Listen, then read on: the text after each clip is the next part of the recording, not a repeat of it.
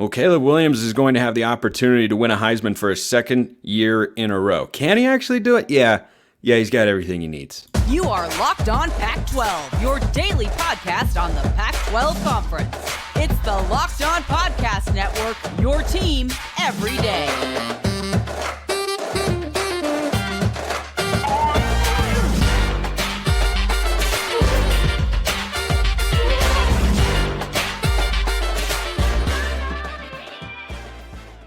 Welcome, everybody, to another episode of Locked On Pac-12. I'm your host, Spencer McLaughlin. Thank you so much for making this your first listen or your first view of the day. Part of the Locked On Podcast Network, your team every day, and your number one source to stay up to date with our media rights and mostly team-free, and I think kind of sort of still beloved Conference of Champions, which has got an undisclosed number of teams in it at this time because we don't really know. But you should like, comment, subscribe, rate, review, please, and thank you wherever you listen to or watch this show, which today is brought to you by Gametime. Download the Gametime app, create an account, and use code LOCKEDONCollege for $20 off your first purchase. Let's hop right into it, Marc. There's only been, to my knowledge, one repeat Heisman Trophy winner in the history of the sport, and look, I wouldn't necessarily predict Caleb Williams to win the Heisman because of that fact. It's really hard. A lot can change between now and the end of the season. But if you're talking about all the tools and ingredients and narrative to win the Heisman Trophy, it's all there for Caleb Williams, right? Yeah, I mean, the betting public seems to think he's the favorite. I was looking at some Vegas lines, and he's at what, plus 500, the next closest guy. And I believe Bo Nix was in that group, was at like plus 1,500. So Caleb Williams is the prohibitive favorite to repeat as a Heisman Trophy winner. You mentioned it hasn't happened since Archie Griffin back at the with the Buckeyes in the early 70s. We'll see if it happens again. You know, it doesn't happen very often for a variety of reasons. Typically, players don't stick around to win the Heisman Trophy a second time. So when you win it as a sophomore, it gives you that unique advantage, obviously.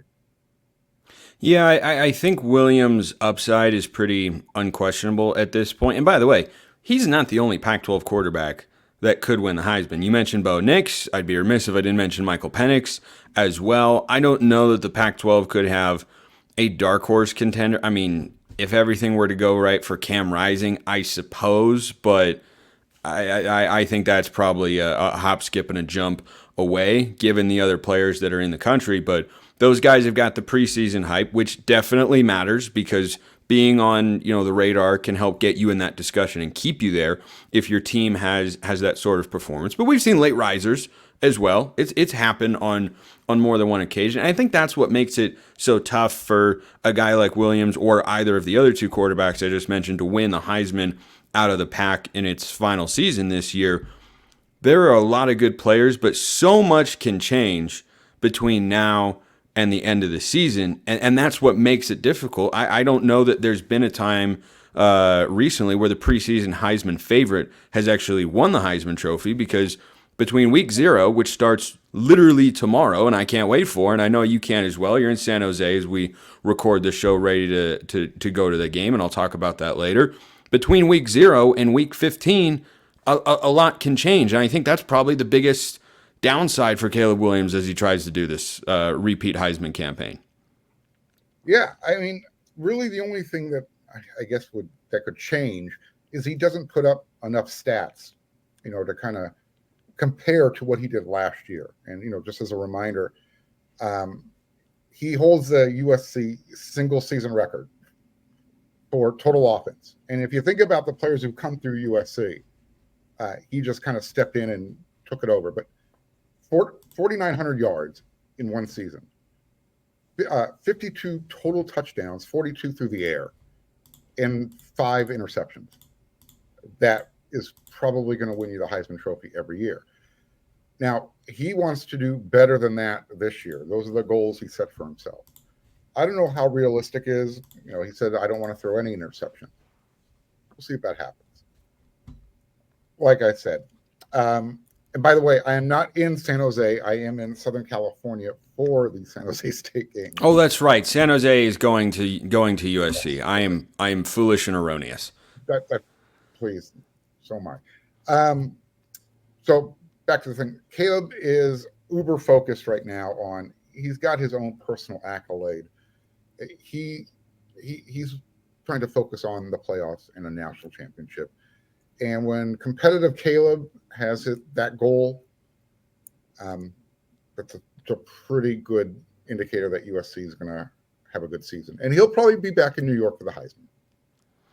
I think if USC has the season that they want to, Yeah. Caleb Williams is back in New York for the Heisman Trophy ceremony at the very least. He doesn't necessarily have to win it, but if USC is going to be at its best, look, you and I both expect the defense to at least be improved from last year. They've got better personnel on paper in a couple slots, most notably on the defensive line. But I actually want to talk about the weapons offensively, because I think they've kind of, as quietly as USC can do things, quietly had some nice additions to that receiver room, whether it's five-star Zachariah Branch, Dorian Singer coming over from Arizona.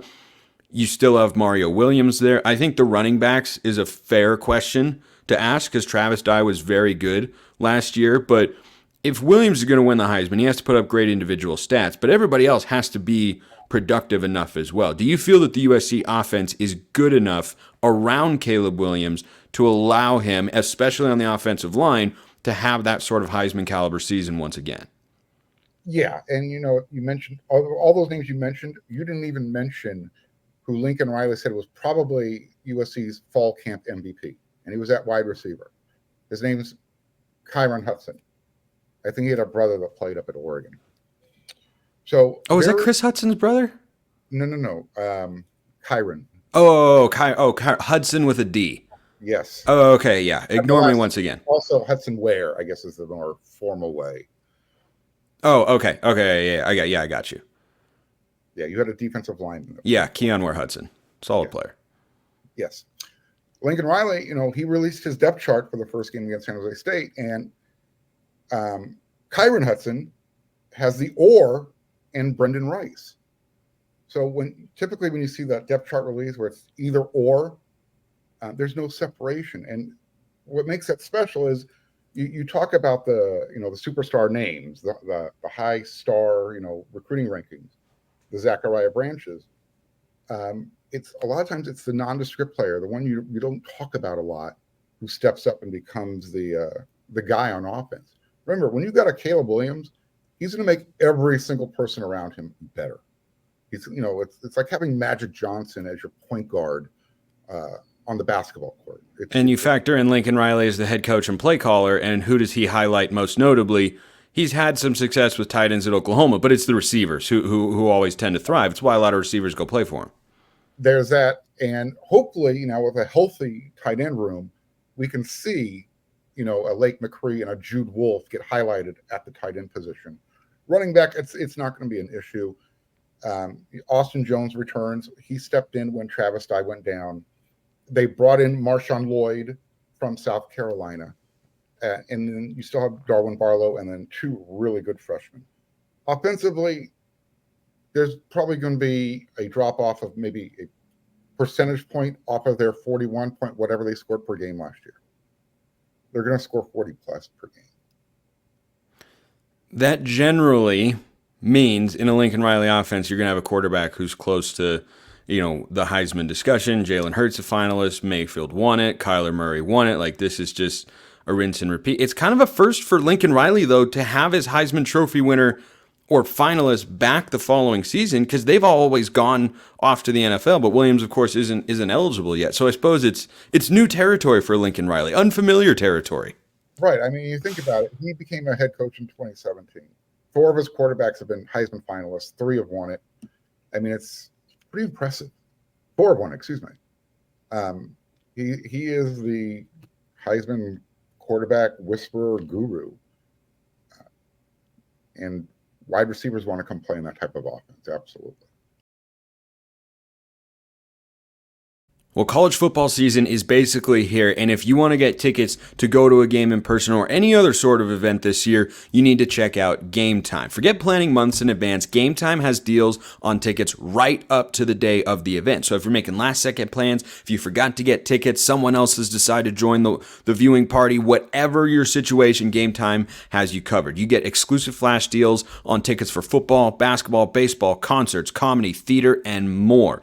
The Gametime guarantee means you'll always get the best price. If you find tickets in the same section and row for less, Gametime will credit you 110% of the difference. Snag the tickets without the stress with Gametime. Download the Gametime app, create an account, use code LOCKEDONCollege for $20 off your first purchase. Terms apply. Again, create an account and redeem code LOCKEDONCollege for $20 off. Download Gametime today. Last minute tickets, lowest price, guaranteed. Gametime, promo code LOCKEDONCollege.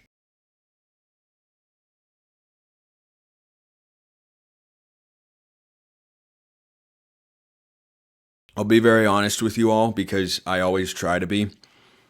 That particular live read did not go over smoothly and did not take place on the first take. But hey, sometimes that's the way the cookie crumbles. So, Marc had time constraints, but I wanted to go on and chat about USC because USC is in a situation where everything is viewed through a lens of the college football playoff. It's seen as college football playoff or bust for USC going into this season. And I think that for the Trojans, that's a place where a lot of the fans are going to be. I think that's where, I know that's where Marc certainly is. He's predicted USC to have an undefeated season this year, and I'm not expecting them to have that. I think they will lose a couple of games this year in the regular season. I think they'll lose at Oregon, and I think they'll lose to Washington at home.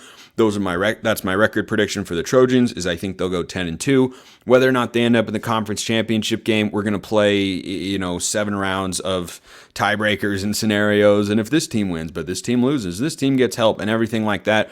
But that's just the way the cookie crumbles in the final year of the Pac-12 as we know it here. So I think USC is good, and I think USC is very good. I think they should be the conference favorite. And I know that a lot of people like to hate on USC, and I understand why, especially if you're an Oregon State or Washington State fan. They've been a key principal actor in orchestrating the downfall of the league that appears poised to relegate Oregon State and Washington State to the Mountain West once all the dust settles on this sort of stuff. But I think with the Trojans, if you're looking at it from a football standpoint, they should be the favorites. Not just because they won 11 games a year ago, but because they bring back their head coach. They've made upgrades in personnel defensively on the defensive line, and I think Christian Roland Wallace from Arizona is a really, really nice pickup to go with Kalen Bullock and the back end of that defense for Alex Grinch, who has to be better, by the way. It's always the biggest question, but here's the thing. If you're someone who wants to jump to the narrative, well, USC's defense stinks, fact check, true. It's not going to be a top 5 defense, even in the pack, I don't think. It has the talent to maybe be, but I've seen Alex Grinch and Lincoln Riley put together football teams before. They've never had elite defenses. It's not something that they're going to produce, and we shouldn't expect that. But here's where we're operating in the world of USC as it pertains to their conference title hopes. Lincoln Riley's teams, when he took over as head coach, they've never had good defenses. They've always been below average or mildly above average at best, but really it's average or below average. And they've been porous at times, and they seem allergic to tackling, as Joel Klatt says, at times. That's where they have been. And guess what? I've watched Lincoln Riley teams go to the college football playoff several times as Big 12 champions. So you can make the argument, USC's defense, nope, it's not going to be good enough to compete with the best of the best in college football. They can't win a national championship. I'm open to, and I agree with that argument. However, if you were talking about it in the context of winning a conference, the defense can be just as bad as it was last year. They can. They can absolutely do that. Because last year, Utah beat them twice. Both of those games, USC could have won. There's a world in which USC could have won. I think the Pac-12 championship was actually less likely, but that game in Salt Lake City, That's a go either way 50-50 game. That's a coin flip game. Bounce of ball. Go either way, whatever you want to call it. If USC wins that game but loses the Pac-12 title, guess what? USC is a playoff team a year ago. And then they're definitely the favorite. Instead, they lose that game, and then the defense, again, doesn't show up against Tulane. Fair point.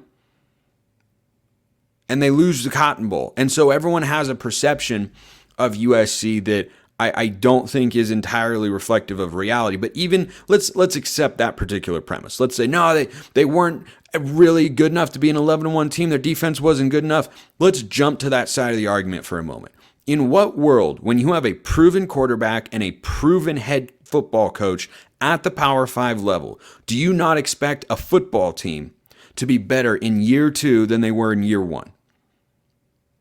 Like, do you think that team we saw a year ago is going to be better or was better than what we'll see from USC this year? I don't see how this year's team isn't at least the same, if not better. And people want to jump on the anti-USC bandwagon. I get it. I really, really do. But if you're looking at it from a football standpoint, if you were to evaluate them in the same way you would evaluate any other team, you'd say, okay, what were their weaknesses last year? Well, they were really bad stopping the run. Okay, well, I'd like to see you go out and get a couple players. Okay, they brought in a Power 5 transfer at linebacker from Oklahoma State, who was one of their leading tacklers. Okay, they brought in 2 former 5-star defensive linemen, and they brought in a player in the secondary as well.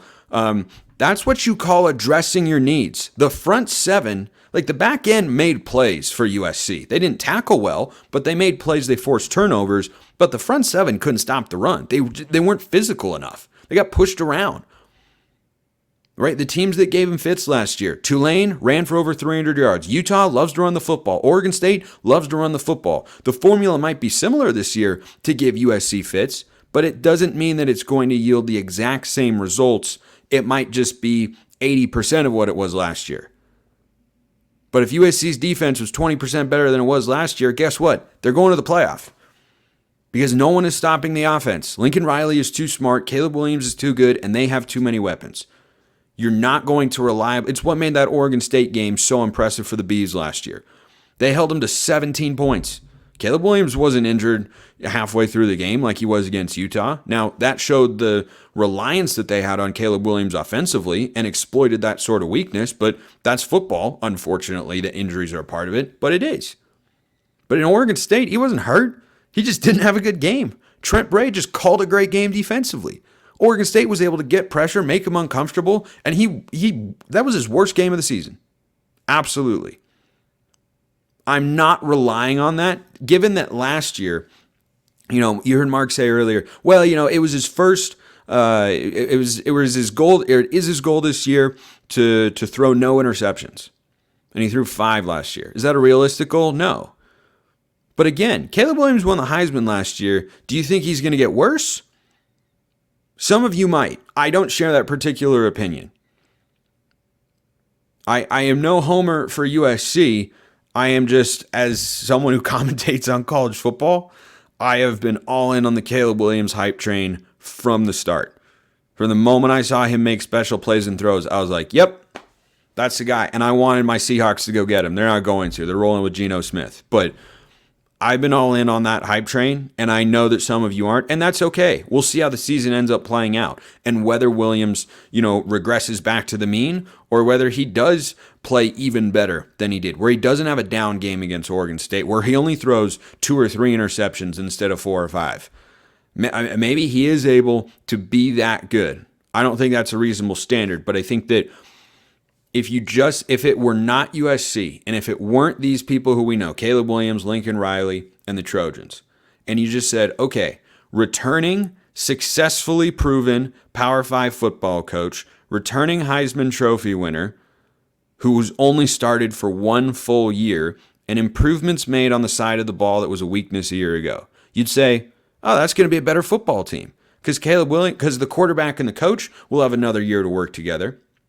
And then you'll have a defense that should be at least slightly better, and the quarterback should be a better version of himself, and the coach already knows how to win. You got all the ingredients there. That's why USC is a big favorite. I think it makes a lot of sense. I don't think that they're going to get to the playoff because I don't think a Pac-12 team's getting to the playoff because the rest of the league is good too. Oregon's good too. Washington is good too. Utah's good too, as long as Cam Rising stays healthy. Oregon State is really good too, and Oregon State's got a favorable schedule. They could be playing with their hair on fire in terms of momentum this season. So I have been consistent in that approach and mindset for the league going into this year. I think it'll look a lot like last year. We just won't have a one-loss team by the time we get to the conference championship game. I could see it. There are teams that are capable of doing it. I just don't feel like I can come on and predict it because I can too easily predict the other side of the argument. So that's that.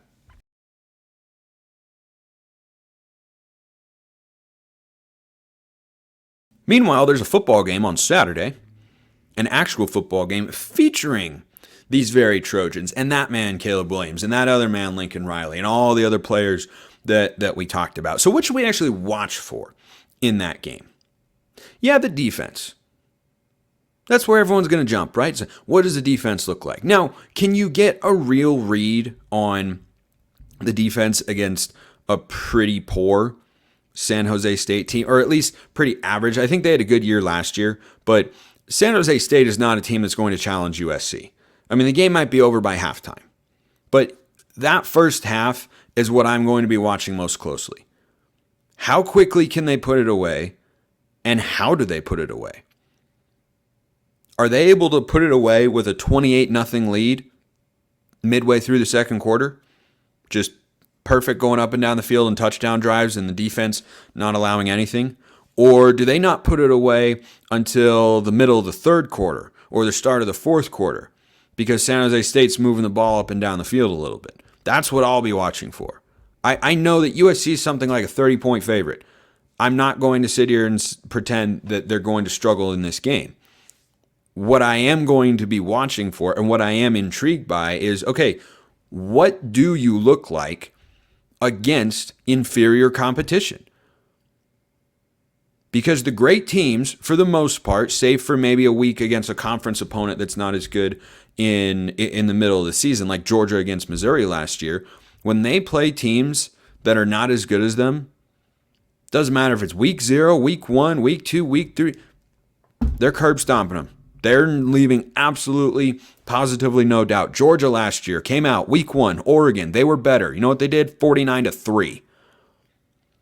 Alabama one year against USC, they were better. Neutral site game. You know what they did? 52-3. That's what I want to see here from USC. I want to see a crooked score, a crooked number, if I'm going to further get behind them as the Pac-12 favorite here. And look, I think they are, but they can bolster their case in the eyes of people like me or fans if they go out there. I'm not saying they can do it significantly, but if you are a conference championship caliber team, what would you do against San Jose State when you're a 30-point favorite? Don't let them in the end zone. I think that'd be not a major statement, but a starting point for the USC defense. Can you not allow a single touchdown when you are at home against the Spartans of San Jose State, who should not be able to keep up with you in any way, shape, or form? Can you go out there and do that? We're going to find out, and I'm really excited. I know the offense is going to score a lot of points. They're a 30-something point favorite. I would probably lean towards betting the Trojans there because I think a score in the 45-10 range is probably about right, and that would be a cover. And I think USC wants to come out guns blazing and show, hey, we're here. We have an opportunity to play a football game right now when nobody else does, and we're going to make it look ugly. Can't wait for football. It's finally here. Let's just enjoy it, shall we? Appreciate everyone listening. I'll see you next time. Enjoy the football this weekend. I will see you back here on Monday, and until then, have a wonderful rest of your day.